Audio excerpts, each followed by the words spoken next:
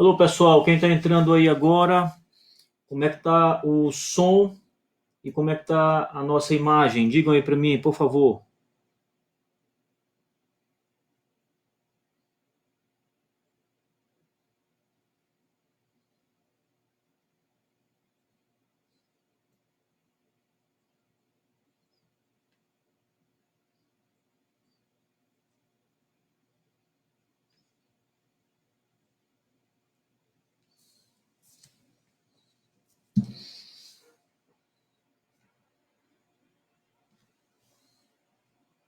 Como é que está o som, pessoal? Está todo mundo me ouvindo?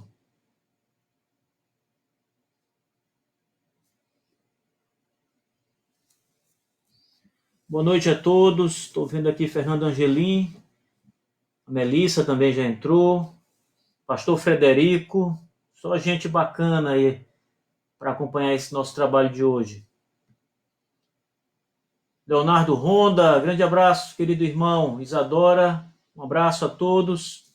Bom demais ter vocês aqui conosco. Vamos esperar só mais um minutinho para esperar alguns irmãos que ainda estão entrando agora. Leonardo Gonzalez, muito bem. Um abraço forte aí para os nossos irmãos de Pernambuco, pastor Frederico. Um abraço, meu querido pastor. O nosso som está bom, a imagem também creio que está boa, o som eu não tenho como perceber daqui. Como é que está o nosso som? Está chegando legal onde vocês estão?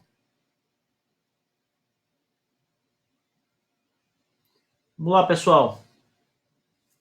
Dentro de um minutinho eu começo aqui a nossa discussão sobre o tema da confessionalidade. Aguarda só um minutinho para o pessoal acabar de... O pessoal que está chegando agora e entrando aí. Só um minutinho apenas.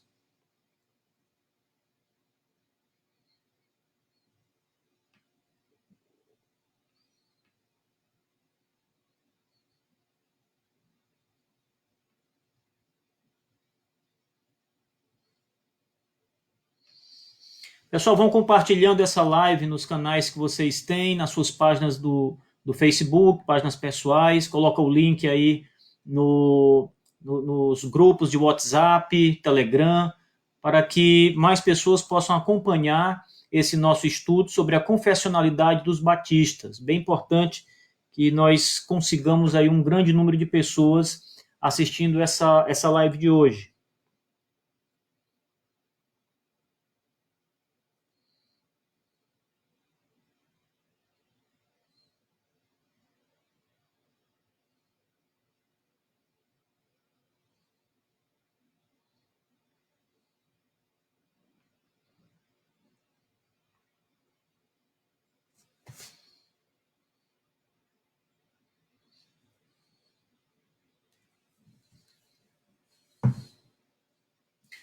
Vamos ver aí, Rafael Abreu, um abraço, Rafael. Ricardo Soares, grande abraço, meu irmão, São Paulo. Deixa eu ver mais alguns irmãos que estão chegando agora. Tá bom, vamos lá então. Bom, pessoal, essa live, ela na verdade é uma abertura que nós estamos fazendo dos trabalhos que um grupo que foi criado alguns dias atrás, chamado Sociedade Batista 1689. Esse grupo reúne pastores, seminaristas e simplesmente batistas que confessam os distintivos teológicos dos batistas ingleses de 1689. Em outras palavras, são aqueles batistas confessionais que estão ligados à tradição de 1689, da Confissão de Fé Batista de 1689.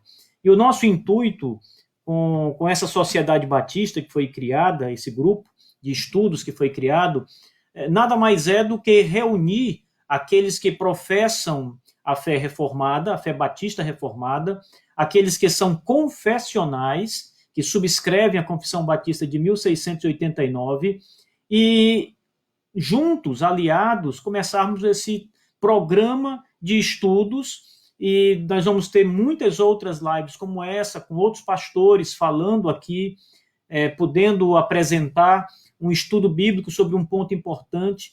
O pastor Jorge Rodrigues, do Equador, já confirmou que vai trabalhar conosco o tema da subscrição da Confissão de Fé Batista de 1689, e nós agradecemos de pronto ao pastor Jorge Rodrigues, é o grande amigo dos batistas confessionais do Brasil. Pastor Jorge Rodrigues, ele é diretor do Seminário Batista Reformado do Equador, e também pastor Jorge trabalha no conselho do Covenant Baptist Theological Seminary, ali nos Estados Unidos, seminário que é presidido pelo Dr. Sam Waldron, que esteve no Brasil, em Teresina, no mês de dezembro do ano passado. Bom, pessoal, nós temos um tema hoje importante para tratar, que é a importância da confessionalidade dos batistas em 1689. Nós vamos discutir esse tema hoje com vocês. Eu peço que cada um dos irmãos que já está online conosco vão colocando suas perguntas. Nós vamos dividir essa live em dois momentos.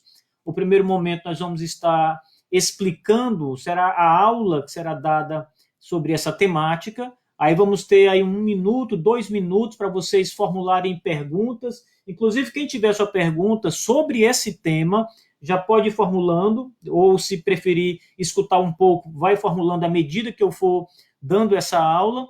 E quando eu encerrar a aula, a live vai continuar, e aí 1 minuto, 2 minutos depois, quando eu encerrar a aula, eu vou retornar para responder as perguntas que foram lançadas aqui.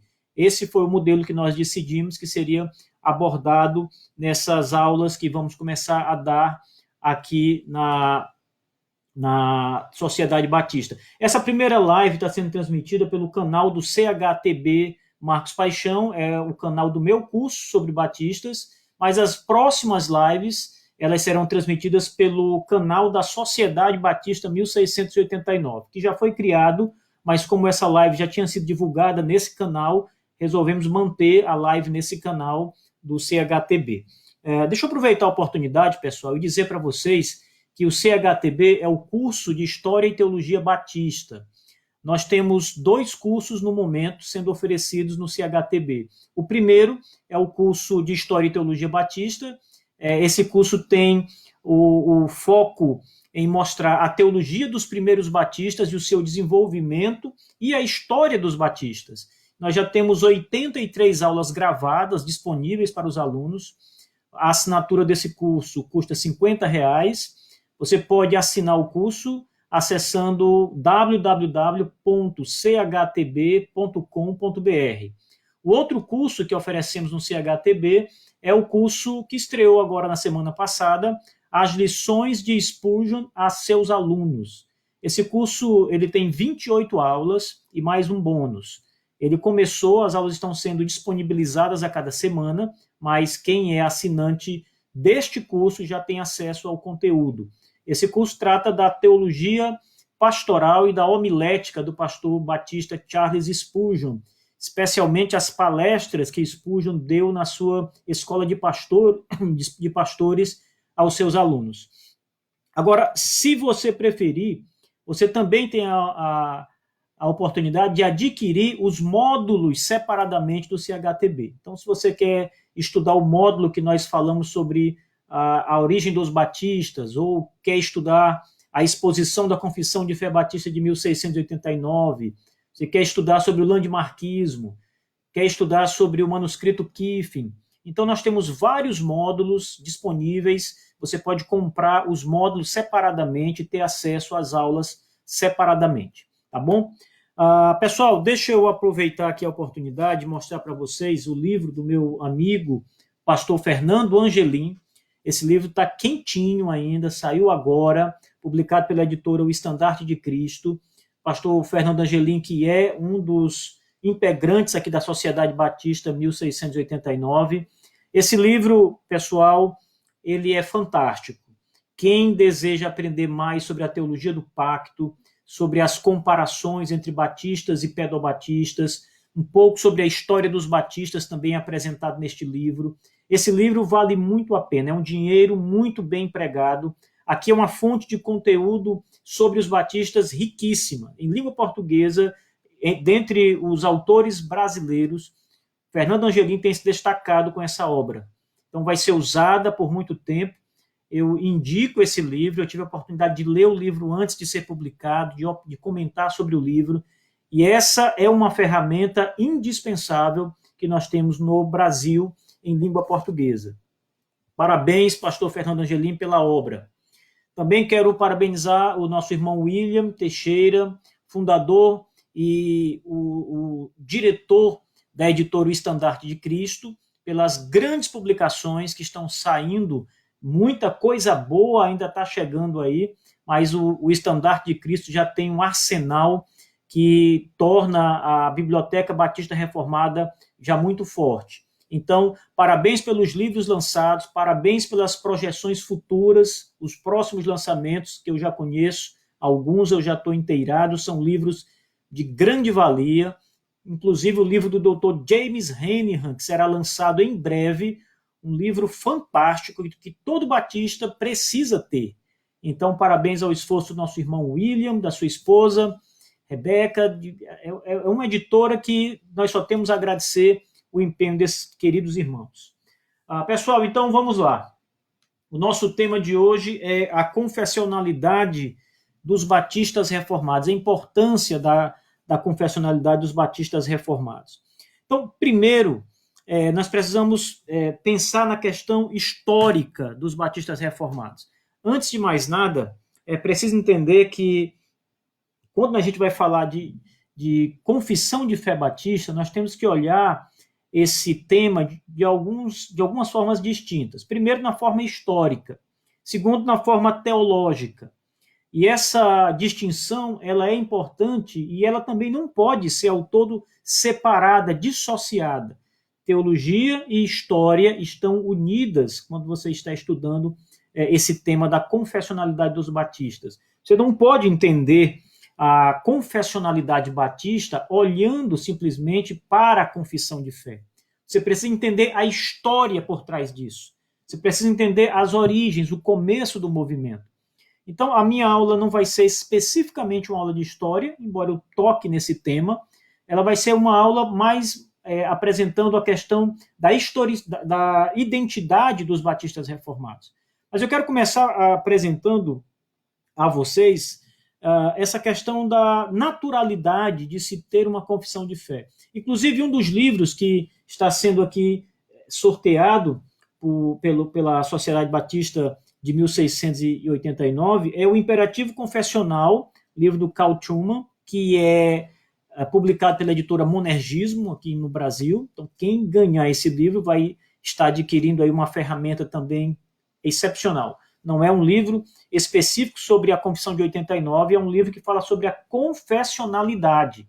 E um dos pontos que o Trueman vai falar neste livro é a questão da naturalidade de um credo. Todo mundo tem um credo, todo mundo confessa uma fé. Então, essa é uma questão de identidade. Se você olhar, por exemplo, para qualquer pessoa de uma igreja, seja ela pentecostal, neopentecostal, talvez os menos assim sejam os neopentecostais, mas até eles têm algo em que creem. Até eles têm uma lógica de pensamento e de crença religiosa. Todo mundo tem um credo, seja ele escrito, seja ele na forma de uma confissão secular, escrita como nós temos hoje, sistematizada como nós temos hoje, seja simplesmente um credo que ele tem de modo abstrato, uma fé que ele carrega com ele, ainda que ela não esteja escrita, ele pode explicar a sua fé. O Trueman, nesse livro, O Imperativo Confessional, vai falar sobre isso e vai mostrar que as pessoas que criticam o confessionalismo, estas mesmas pessoas têm uma confissão de fé. Eles creem em alguma coisa, eles têm um sistema confessional, ainda que esse sistema não esteja escrito. Então, o primeiro ponto importante é esse. Todo mundo tem uma confissão de fé. Todo mundo tem um esquema de fé. Todo mundo crê em alguma coisa. Seja uma igreja histórica, e quando eu falo histórica, eu me refiro às igrejas da pós-reforma, as igrejas oriundas da reforma protestante, e não as igrejas mais novas. Não estou falando das denominações que nasceram há pouco tempo atrás, 50, 100 anos atrás, mas igrejas que já têm uma longa trajetória. Todos têm uma confissão de fé. As igrejas da época do pós-reforma, como os batistas, tem uma tradição confessional muito forte. E aí é preciso que nós entremos um pouquinho na questão histórica, porque os batistas eles nascem em 1638 com a igreja do John Spilsbury.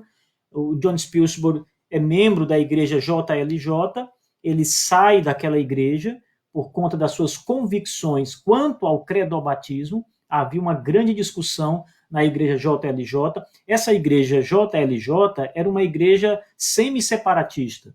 Eles haviam saído da igreja da Inglaterra, eram puritanos, mas eram amigos dos pastores e das pessoas que estavam na Inglaterra. Eles haviam separado-se, mas não haviam se intrigado, fechado relações com aquele povo. Eles os consideravam ainda.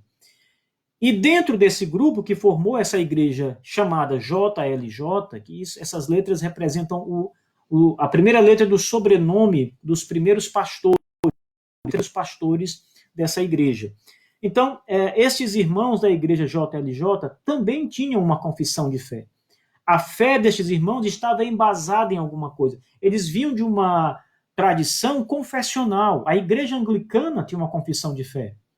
Então, não era estranho para eles a ideia da confessionalidade. Quando aqueles irmãos que estão na igreja JLJ começam a debater as questões ligadas ao credobatismo, e aquilo é estudado na igreja por algum tempo, eles têm discussões, têm debates, o tema é ventilado, é debatido, abertamente eles discutiam esse tema. E aconteceu que parte destes irmãos decidem, então, sair dessa igreja amigavelmente por ter uma convicção credobatista. Eu costumo dizer que estes irmãos que saíram da igreja JLJ, eles são pré-batistas.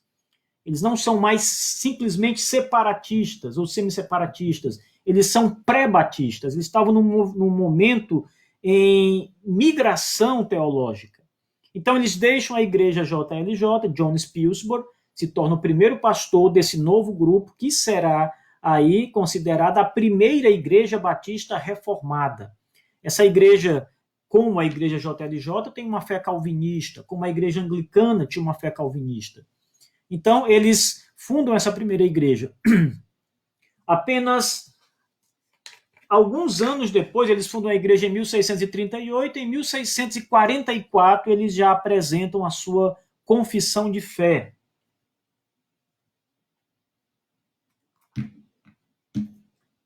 Essa confissão de fé batista de 1644, ela é a primeira confissão de fé dos batistas e, desde então, os batistas sempre se apresentam com uma confissão de fé. Eu não vou tratar aqui desta confissão de fé, quero simplesmente anotar para vocês que essa é a primeira confissão batista, a primeira que surge em 1644, e eu estou falando dos batistas reformados, dos batistas calvinistas reformados, e essa confissão ela é substituída mais tarde, em 1677, por aquela que será chamada de a Confissão de Fé Batista de 1689, a confissão que nós temos hoje, que nós usamos hoje. Então você vai observar que durante o século XVII, quase todo, porque não considerando apenas o começo do século, mas a partir de 1644 em diante, nós temos duas confissões de fé entre os batistas. No século XVIII, quando os batistas vão para a América do Norte, a confissão de 1689 chega e ela é abraçada por aqueles irmãos batistas americanos.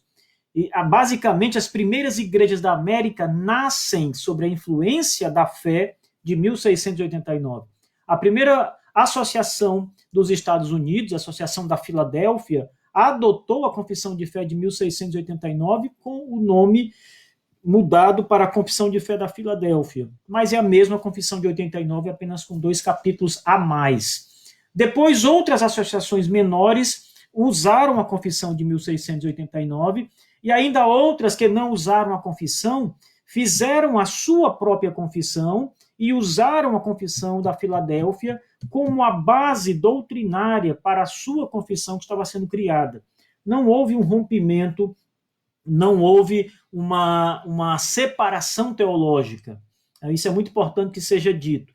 Então, historicamente, nós temos todo esse arcabouço teológico que mostra que os batistas são confessionais. Qualquer ideia que apresente os batistas como um povo que não adotava a confissão, tem gente que diz que isso é uma prática nova, os batistas não têm confissão de fé, tem sim. Isso vai ser demonstrado, e não só a de 89, até mesmo outras confissões de fé, os batistas publicaram, a de New Hampshire e muitas outras. Este livro, pessoal, vocês precisam adquirir esse livro, é um livro do William Lubkin. Esse livro ele vai tratar das confissões de fé dos batistas ao longo da história. As confissões dos batistas gerais, dos batistas reformados e até as confissões dos separatistas. No caso, a True Confession, ela é apresentada neste livro aqui. Então, isso aqui é um tesouro para quem estuda a confessionalidade dos batistas. Esse livro do Lubkin, ele deve ser estudado por nós, batistas confessionais, e isso é um testemunho que nós temos de que a tradição dos batistas é confessional. Então, se alguém chegar para você tentando convencê-lo do contrário, você pode ter absoluta certeza que essa pessoa ela é ignorante quanto à história confessional dos batistas. As evidências são avassaladoras. Não há nem como se discutir isso de um modo sério com alguém, porque isso só vai provar que o seu opositor não tem conhecimento histórico da causa. Não adianta gastar tempo com pessoas que insistem em participar de um debate que elas não conhecem. Os batistas são confessionais, historicamente eles são confessionais. Então, o segundo ponto que eu quero tratar com vocês é acerca da identidade. Então, por que ter uma confissão de fé? Qual é a importância? Isso foi até a pergunta que foi colocada no nosso debate. Então, a principal importância de se ter uma confissão de fé tem muitas importâncias que nós poderíamos apresentar aqui, mas eu quero destacar uma importância vital, e isso é a questão da identidade. A nossa confissão de fé apresenta a nossa identidade teológica. Ela não só vai nos mostrar a nossa identidade histórica, nós não só vamos estar dizendo com essa confissão, nossos pais batistas, fundadores da Igreja Batista de 1638, 1644, 1689, usaram esse documento de fé. Então, a questão da identidade é muito importante, mas, sobretudo, a confissão de fé, ela vai nos mostrar a identidade teológica que nós temos. Essa identidade teológica é que vai nos distinguir, por exemplo, de outros grupos reformados. Através da nossa confissão de fé, nós podemos dizer que não somos presbiterianos. A nossa crença é muito parecida com a crença presbiteriana em muitos pontos, mas é muito distinta noutros. Quando nós falamos de eclesiologia, nós temos uma diferença muito avassaladora entre batistas e presbiterianos. Quando falamos da teologia pactual, por exemplo, nós temos uma diferença muito grande. Na verdade, o cerne da diferença entre batistas e presbiterianos é a teologia do pacto. Então, mais uma vez, olhem lá para o livro do pastor Fernando Angelim, que ele vai tratar muito disso. O cerne da diferença entre nós, enquanto reformados, enquanto batistas, e os nossos irmãos presbiterianos, é a teologia pactual. Isso é que nos distingue. A nossa eclesiologia batista é diferente da eclesiologia presbiteriana por causa da nossa compreensão pactual. Porque quando nós vamos pensar o seguinte, presbiterianos batizam bebês, nós batizamos somente crentes. Isso é a nossa eclesiologia, é parte do nosso sistema eclesiológico. Por quê? Por causa da teologia pactual. O que nos leva a batizar só crentes é a nossa compreensão do pacto, muito mais do que os textos diretos das Escrituras que nos orientam, nos ordenam a batizar somente os que creem, os que podem confessar a sua fé em Jesus Cristo. Então, o fundamento desses textos, dessas ordens bíblicas, é a teologia pactual. O fundamento é isso. Nós, por exemplo, temos uma outra diferença com os presbiterianos, que são, muitas vezes, em detalhes, foi até discutido isso hoje no grupo, questões relacionadas ao casamento, questões relacionadas, por exemplo, a questão dos dons, quando nós vamos estudar o primeiro capítulo da Confissão de Fé Batista, de 1689, se você observar bem, aquele capítulo ele vai ter leves diferenças com o capítulo da Confissão de Westminster. E uma análise histórica também dos Divines de Westminster, das minutas daquela reunião, vão mostrar que os batistas eles eram muito mais fechados na questão da cessação dos dons miraculosos do que os Divines de Westminster. Talvez o pastor Jorge Rodrigues, quando fale um pouco sobre a subscrição, fale um pouco sobre esse ponto importante da fé. Então, é importante observar isso. Então, todas estas coisas revelam a nossa identidade enquanto batistas. Então, por que ter uma confissão de fé é importante demais para nós? Porque aqui está a nossa identidade, o que nós cremos. Como batistas confessionais, nós somos aliancistas, pactuais. Isso quer dizer que nós não podemos ser, por exemplo, dispensacionalistas. Gente, é uma contradição absurda alguém dizer que é confessional, que adota esse documento, e ao mesmo tempo ser um dispensacionalista. Toda a confissão de fé, prestem bem atenção nisso que eu estou lhes dizendo, toda a nossa confissão de fé, o esboço teológico da nossa doutrina, ele está alicerçado numa ideia, num conceito pactual. James Renihan, no livro que o Estandarte de Cristo está publicando no formato convencional nos próximos dias, em breve, é um livro que estuda a confissão de fé, o James Renihan vai mostrar naquele livro que a estruturação da confissão de fé ela é muito fortemente baseada na teologia pactual.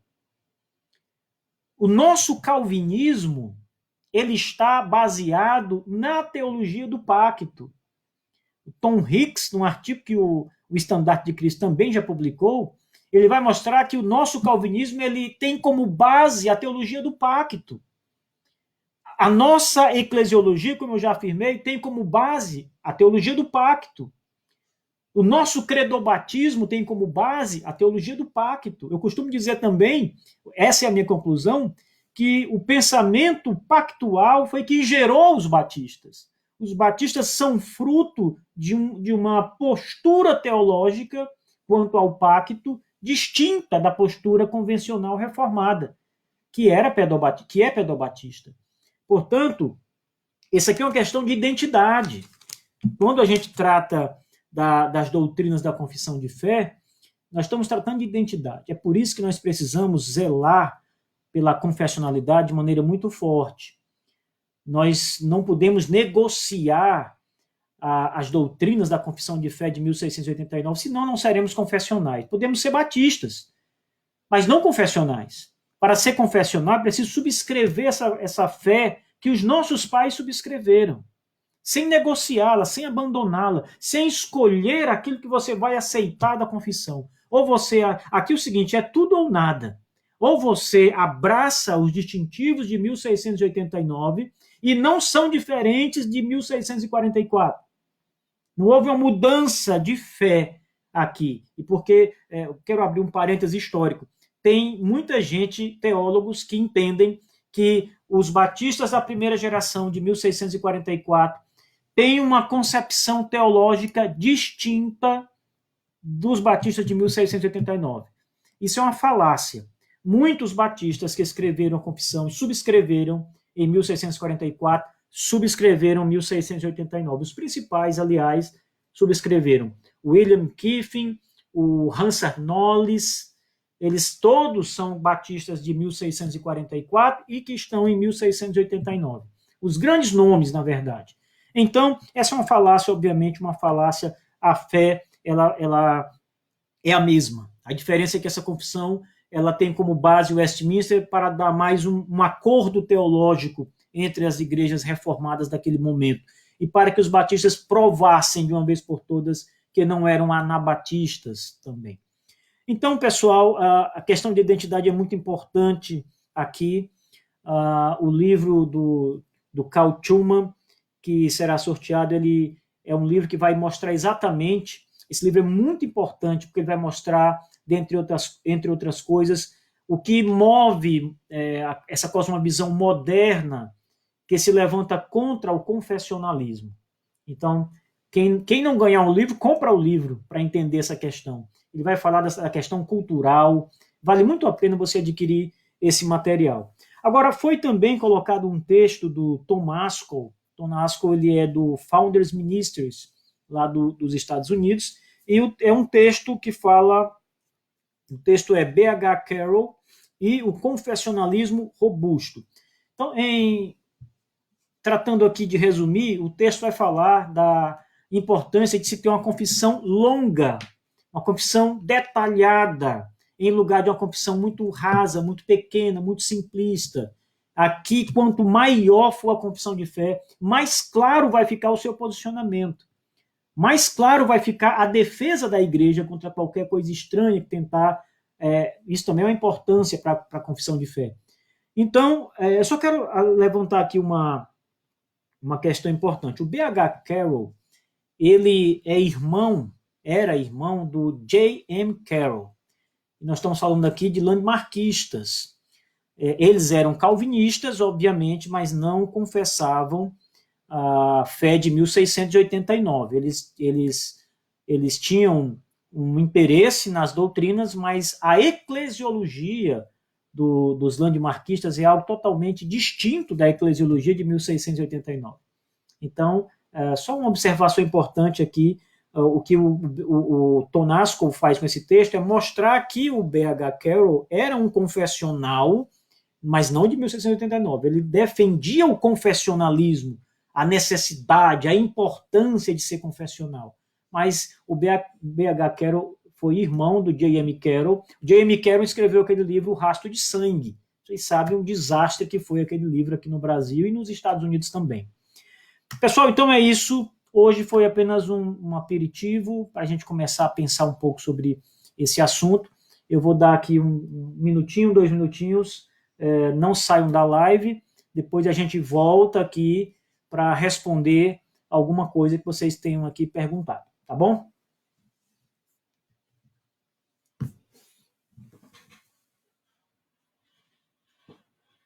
Deixa eu deixar vocês olhando para o Spurgeon um pouquinho aqui.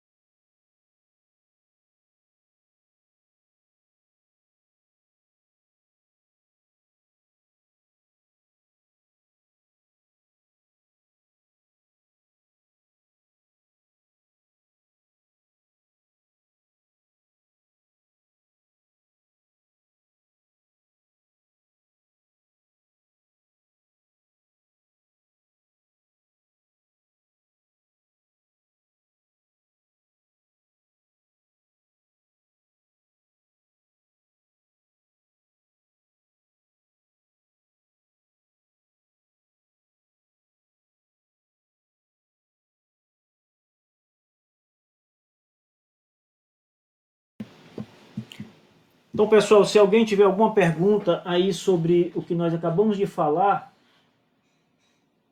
essa questão que envolve a confessionalidade, fiquem à vontade, tá? Essa live vai ficar salva na página da Sociedade 1689, Sociedade Batista 1689, e aí a gente vai tentar responder algumas perguntas que forem surgindo aqui sobre o tema que nós levantamos. Leonardo Gonzalez. Em termos confessionais, os batistas se identificam dos presbiterianos na questão dos sacramentos. Não estou me referindo a quem deve ser administrados, mas a natureza dos sacramentos como meios de graça. Obrigado pela ótima aula. Isso aqui é interessante porque na confissão de fé o termo sacramento não vai ser usado. Porém, a teologia sacramental, sim. Isso significa dizer que os batistas e os presbiterianos tinham o mesmo entendimento quanto à ceia e ao batismo como sacramentos, como meios de graça. Exatamente o mesmo sacramento. Isso é uma prática reformada, inclusive. O nosso querido irmão Pedro Issa escreveu um texto bem interessante no seu blog, Rastro d'Água, e ele diz o seguinte, que esse termo sacramento não foi usado na nossa confissão de fé por causa da questão relacionada ao catolicismo romano. Tem um texto bem interessante lá, uma conclusão formidável do irmão Pedro, que merece ser lido por todos nós. Essa é uma questão bem interessante, porque muita gente vai dizer que os batistas não eram sacramentais, porque eles fogem ali dos termos que a Confissão de Westminster utilizou para tal. Mas há uma explicação diferente. O Pedro Issa levanta alguns textos de alguns batistas da época e eles vão exatamente trabalhar essa questão do sacramento. Ele vai concluir que o termo sacramento não é utilizado por conta da Igreja Católica Romana, para não levar em conta o mesmo significado que a Igreja Católica Romana dava. Os batistas evitaram o uso da linguagem por conta disso.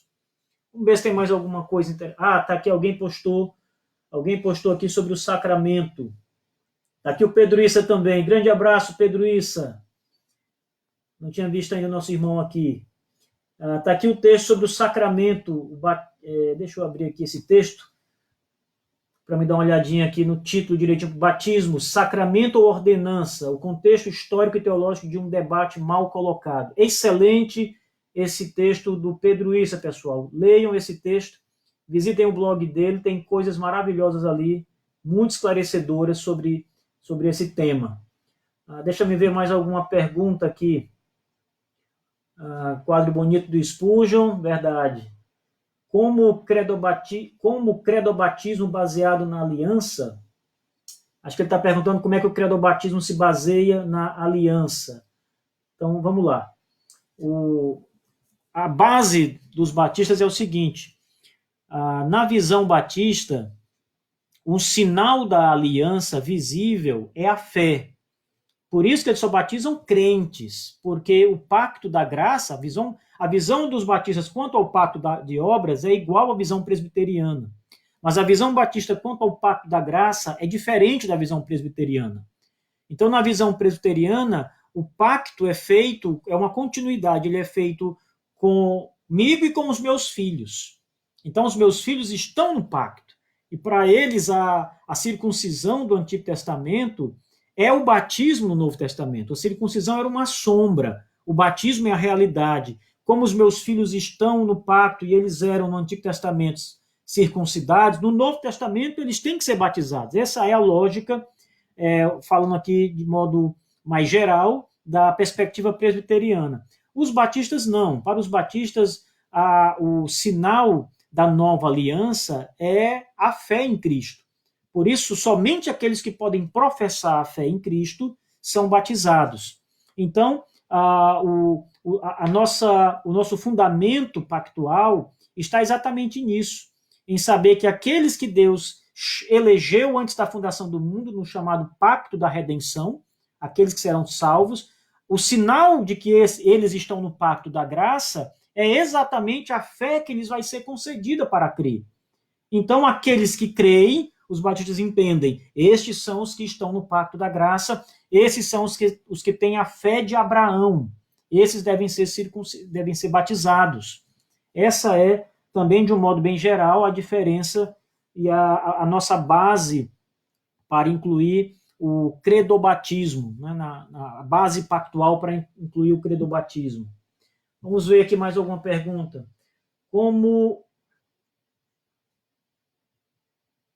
Deixa eu ver aqui.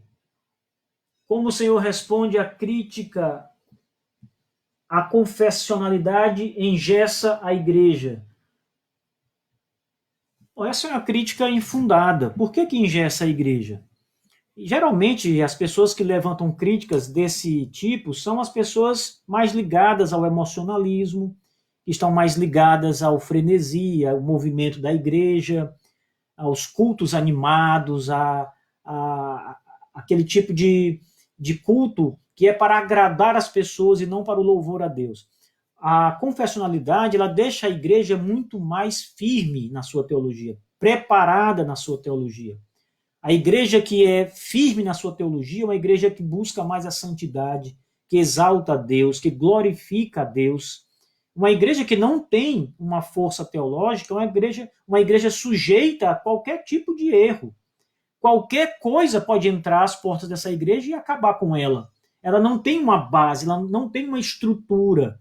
Então, dizer que uma igreja confessional é uma igreja engessada porque ela não pratica, o seu culto é um culto reformado, é um culto mais ligado ao princípio regulador, não vejo isso como engessado, eu vejo isso como bíblico. Nós temos que separar o pensamento cultico pós-moderno do pensamento litúrgico, cultico reformado, puritano, que são coisas completamente diferentes. Os batistas de 1689, essa é uma confissão de fé puritana, eles observavam rigidamente o princípio regulador do culto. Veja o que está escrito na confissão de fé sobre o dia do Senhor, como era observado o dia do Senhor. Veja a questão litúrgica. Há uma diferença muito grande para o culto em nosso tempo. A concepção que as pessoas têm de culto, na maioria das igrejas, é algo completamente distinto da posição reformada. Então, quando alguém geralmente vê um culto reformado, seja batista, seja presbiteriano, confessional, elas vão ter um impacto muito grande porque vai ser muito diferente daquilo que elas vivem, da maneira como elas cultuam em suas igrejas. Mas isso não quer dizer que seja engessado. Pode ser diferente, mas não engessado. Vamos ver se tem mais alguma coisa aqui para falarmos aqui. Nós estamos com 42 minutos de transmissão, pessoal. Os batistas da CBB foram em algum momento confessionais, sempre. Os batistas da CBB nasceram confessionais. Não era a confissão de 1689, mas era uma confissão de fé calvinista, confissão de New Hampshire. E é bem interessante isso, porque o Dr. Tom Nettles, quando vai falar dessa confissão de 1680 de New Hampshire, é uma confissão americana, que começou-se a pensar nela ali em 1830, mais ou menos. Ela surge ali na metade desse século, com o Newton Brown, que foi a pessoa encarregada de finalizá-la.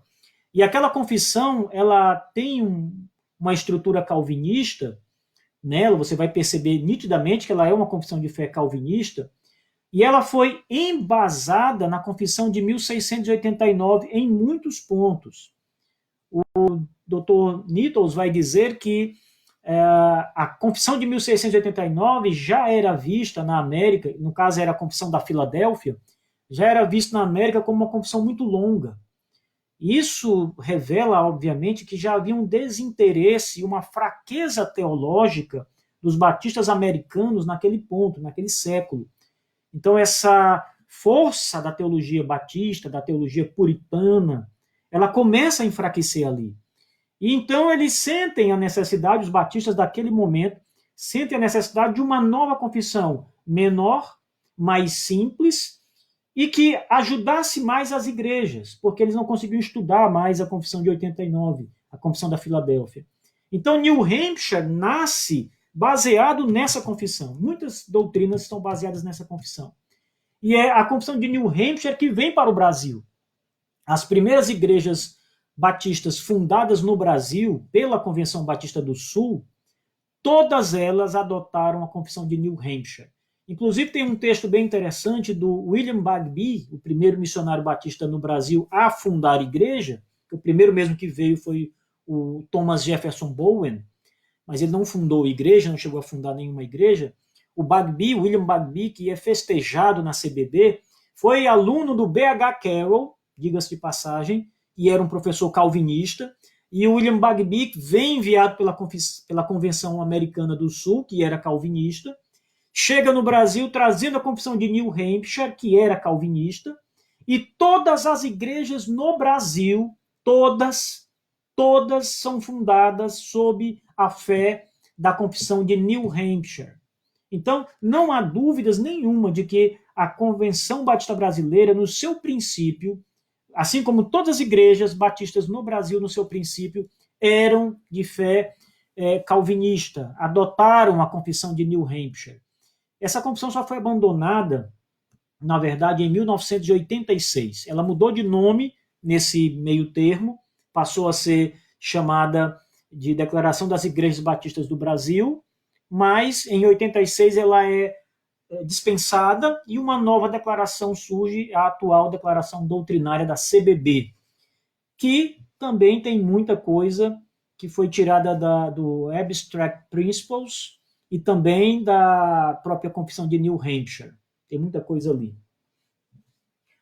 O reverendo John Piper fala: estamos em um terreno ganhado para nós por gerações passadas. Reverendo Marcos, no caso, a confessionalidade protege o evangelho para a geração seguinte? Protege. Eu creio que uma confessionalidade sadia, firme, ela vai proteger a igreja. A verdade vai estar também ali sendo guardada, como nos é mandado nas Escrituras Sagradas. Se a nossa confissão de fé é uma confissão de fé bíblica, essa igreja vai estar protegida contra o erro, obviamente. Por isso nós devemos zelar por manter numa igreja uma confessionalidade sadia. Não permitir que a igreja seja levada por qualquer vento de doutrina. Somente uma proposta confessional forte protegerá a igreja de vento de doutrina. Porque qualquer dúvida, nós temos o padrão confessional para nos atermos. Então é importante ter a confissão de fé. Algumas pessoas vão dizer, mas não já tem a Bíblia? Bom, a Bíblia as pessoas interpretam de todo jeito. Se você levar a Bíblia para um pentecostal, ele vai dizer uma coisa. Levar para um reformado, ele vai dizer outra. Agora, quando você tem um documento dizendo a nossa interpretação das Escrituras é esta, assim nós entendemos a Escritura, isso vai, obviamente, guardar essa igreja de problemas futuros. Não há dúvida nenhuma quanto a isso. O Rafael Abreu, ele colocou aqui o livro do Pascal Danot, que fala sobre pacto. Isso aqui é o que abriu as portas no Brasil para o estudo da teologia pactual. Os distintivos da teologia pactual batista, publicado aí pela editora O Estandarte de Cristo. Tem aqui o Lucas Ferreira agradecendo. Valeu, Lucas. Rafael Vilalva, onde o senhor acha que perdeu a confessionalidade dos batistas, já que temos uma raiz tão forte assim? Bom, eu acho que você está perguntando quando foi que os batistas começaram a enfraquecer, né? Então, para isso, nós precisamos fazer um estudo histórico bastante grande, longo, mas eu acredito que na metade de 1850, né, na metade do século XIX, o declínio teológico dos batistas na América começa a acontecer. Também na Inglaterra, note que Spurgeon, por exemplo, nessa época, ele já se distancia ali do movimento batista mais associacionista por conta dos desvios doutrinários que ele não concordava de jeito nenhum. Na América também, essa fraqueza teológica começa a se apresentar. Você vai observar claramente essa diferença nas mudanças de confissão. Como eu disse aqui, antes nós tínhamos a confissão da Filadélfia, depois New Hampshire começa a ganhar destaque, depois aparece a Mensagem em Fé Batista, tem duas edições dessa confissão, uma em 1923, 25, por aí, a outra em 63, 1963. Então os batistas vão mudando, vão atravessando momentos de mudança confessional.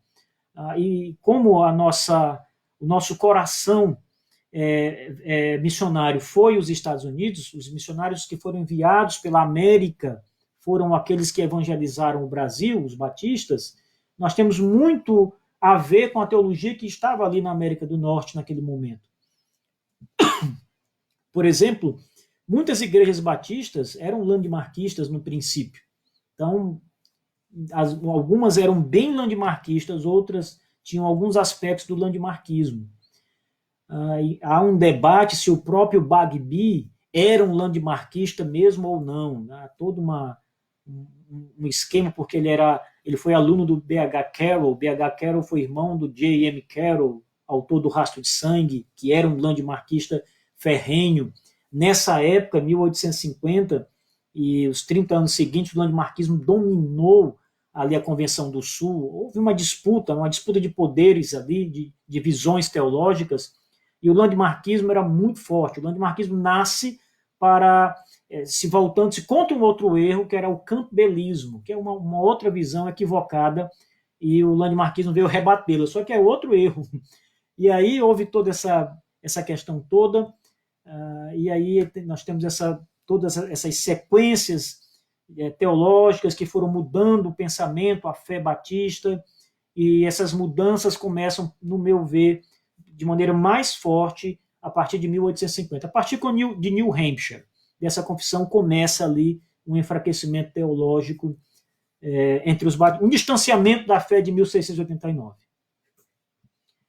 Paulo Júnior, querido pastor Paulo Júnior de Goiás, grande abraço aí para os irmãos goianos, estive lá na igreja do pastor Paulo Júnior, um abraço nessa família maravilhosa, na cidade de Jataí, Deus abençoe a todos vocês.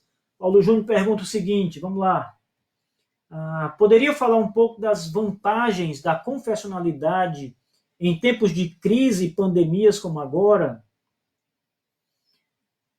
Eu dei uma aula no CHTB sobre um aspecto de como os batistas lidavam com as pandemias. Isso é bem interessante porque o século XVII foi um século vivido sob pandemias, sobre epidemias fortes ali, de doenças como, por exemplo, a peste negra, que era uma doença transmitida por ratos, né, a peste bubônica, e ela atingiu muitas partes da Europa. A Inglaterra foi muito atingida, muitos morreram da peste naquele tempo, e os batistas eles vão falar na sua confissão que há momentos em que é necessário, momentos especiais, em que é necessário que a igreja volte para o jejum e a oração. Esses momentos, segundo a nossa confissão de fé, são geralmente momentos de crise e são momentos também de grande bênção de Deus. Em momentos de muita tristeza, dificuldade, momentos de muita bênção, muita alegria, são momentos propícios para nós nos voltarmos ao Senhor de modo mais intenso. Os batistas falam isso aqui na confissão de fé. Não lembro se eu marquei aqui esse texto, mas se alguém tem esse texto de cor, pode até me ajudar aí. Capítulo 22, irmãos. É o capítulo que fala sobre o culto religioso do dia do Senhor. No parágrafo 5º, a confissão diz assim: a leitura das Escrituras, a pregação, o ouvir a palavra de Deus, o ensino, as advertências mútuas em salmos, hinos e cânticos espirituais, louvando com graça em nossos corações ao Senhor, bem como a administração do batismo e da ceia do Senhor, são todas partes do culto religioso a Deus, que devem ser realizadas em obediência a Ele, com entendimento, fé, reverência, temor piedoso. Além disso, prestem bem atenção agora, solene humilhação, com jejuns e ações de graças, em ocasiões especiais, devem ser usados de um modo santo e religioso. Essa última colocação aqui do parágrafo 5º, ela é colocada em referência a esses momentos difíceis que os batistas passavam. Claro que é uma referência, não é só dos batistas, geral, ao que o mundo passava. Eles passaram por momentos de dificuldade. Então, os credos e as confissões também nos ensinam isso. Nós temos um Deus grande e poderoso para confiar em momentos como esse. Um Deus que olha para nós, que nos guarda, um Deus que é o Senhor de tudo. Eu quero ecoar aqui as palavras do pastor Edson Rosendo, que disse que Deus, com uma das suas criaturas microscópicas, tem causado esse pandemônio no mundo inteiro. Uma criatura invisível de Deus, um vírus. Vamos lá. O Glebson Alves, ele está perguntando aqui, como podemos entender dentro do aliancismo batista a ideia Igreja do Antigo Testamento? Existe diferença entre a visão presbiteriana? Olha,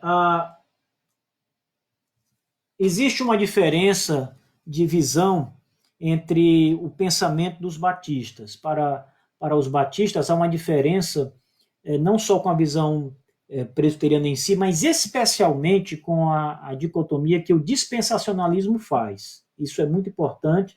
Essa pergunta do Gleibson é bem interessante. Por quê? Porque para o pensamento dispensacionalista, são dois povos, Israel, por um lado, e a igreja, por outro lado. Então, Deus vai lidar com Israel, que é um povo de Deus, e vai lidar com a igreja, que é um outro povo de Deus. Então, essa dicotomia, ela não é uma dicotomia bíblica, que os batistas entendem como, os batistas reformados, entendem como sendo possível na palavra de Deus.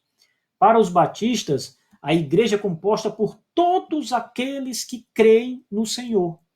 A salvação no Antigo Testamento se deu da mesma forma que aconteceu no Novo Testamento, por meio da fé, crendo em Jesus. Quando nós olhamos para crianças como sendo parte da igreja, como pensam os presbiterianos, nós discordamos disso, porque a fé no Antigo Testamento para a salvação também era necessária. Os crentes do Antigo Testamento foram salvos também pela fé. Não estou dizendo que eles estão negando isso, mas quando eles incluem as crianças no pacto como garantido, e também levam essa ideia para o Novo Testamento, eles desvirtuam um pouco o que nós entendemos como batistas reformados quanto a esse ponto. Leonardo Gonzalez, o biblicismo aqui no Brasil pode ser a causa desse preconceito com as confissões de fé? Se sim, como podemos reverter isso? Com certeza o biblicismo tem uma parcela muito grande de culpa nisso. Então o biblicismo é aquela fé que quer ver o negócio escrito aqui, né? A palavra, se não tiver o nome Trindade, eu não creio na Trindade, porque não está na Bíblia. Então o biblicista ele tem que ir até esse ponto. E certamente o biblicismo ele tem uma parcela de culpa, porque, por exemplo, a cosmovisão que eu acabei de falar para vocês, pactual, é que vai nos levar ao batismo de crentes. É o fundamento. É o fundamento. Na Escritura, nós vamos encontrar pessoas adultas sendo batizadas. Por quê? Porque a fé é o sinal do pacto da graça. Então, o pacto da graça, o pacto de Deus, é o fundamento para o credobatismo. Então, obviamente que as Escrituras nos fundamentam, não é simplesmente o biblicismo, olhar a palavra exatamente tem que estar na Escritura. Se fosse assim, nós não podíamos ser calvinistas, porque o termo não está na Escritura. A teologia está na Escritura, mas o termo calvinismo não está na Escritura. E muitos outros termos, né? Essa discussão do biblicismo, se ela for esticada nos detalhes, ela acaba com a ideia biblicista. Lucas Ferreira, na Assembleia de Westminster foi elaborada a Confissão de Fé de Westminster, mas também os catecismos maior e breve, diretório de culto. Na elaboração da confissão, foi elaborado outros documentos além dela?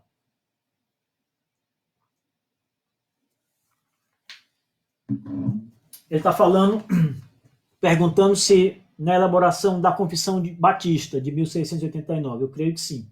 Se foi elaborado outros documentos além dela. Sim, na Assembleia foi proposto que um catecismo fosse elaborado a partir da Confissão de 1689. Esse catecismo existe, ele é usado hoje por nós batistas para discipular, para ajudar as nossas igrejas, nossas famílias a conhecer a fé, a estudar a verdade. Então, a semelhança do que aconteceu em Westminster, os batistas também seguiram essa mesma proposição de fazer catecismos. Inclusive, o catecismo presbiteriano, o catecismo de Westminster, foi usado também como uma das bases para fazer o catecismo batista. Tá? Então, havia realmente essa parceria, digamos assim, entre o Westminster e os batistas. Vocês sabem que os presbiterianos, eles dizem sempre que nós copiamos a confissão deles, né? Tem uma charge aí bem engraçada que eles apresentam ali os divines de Westminster fazendo a confissão de fé, trabalhando, copiando, escrevendo, e por trás deles tem um batista ali copiando, né, colando a confissão de Westminster. Então eles dizem, tá vendo aí, tá copiando a nossa confissão, vocês estão aprendendo com a gente, mas nem sabem que a gente estava ali aperfeiçoando, né? Nosso trabalho ali era de fazer uma confissão melhor. Um abraço aos amigos presbiterianos, nós brincamos muito sempre. Eu estudei no seminário presbiteriano, então eu devo muito àqueles irmãos que me ensinaram muito da teologia e são irmãos muito queridos e amados no Senhor Jesus. Então a resposta é sim, né? Os batistas têm catecismo baseado na confissão de fé de 89. E tem um catecismo de Hercules Collins, que é um catecismo baseado numa outra confissão de fé, e é um catecismo que apresenta o conceito pactual de uma forma extremamente diferente do pedobatismo. É um catecismo batista também, do Hercules Collins. O Estandarte de Cristo vai publicar esse material dentro de alguns dias. Tem muita coisa boa vindo aí na editora O Estandarte de Cristo. Muita coisa boa chegando na editora O Estandarte de Cristo. Então, pessoal, é isso aí. Acho que não tem mais perguntas. Por hoje é só. Estamos com 1h02 de live. Então, como eu disse para vocês, em breve o pessoal aqui da Sociedade Batista de 89, vão estar publicando outros estudos, outros pontos históricos importantes, debates teológicos importantes. Então, tudo isso voltado para a nossa confessionalidade. Então, é importante que vocês participem, que vocês divulguem esse trabalho que os batistas brasileiros estão fazendo. É importante que vocês participem para construir essa forte teologia batista confessional brasileira, que é um regresso à confessionalidade de 1689. Então, estejam presentes nas próximas lives, estejam participando conosco. Pessoal, um grande abraço, que Deus abençoe todos vocês, obrigado por participar e até a próxima. O Senhor os guarde.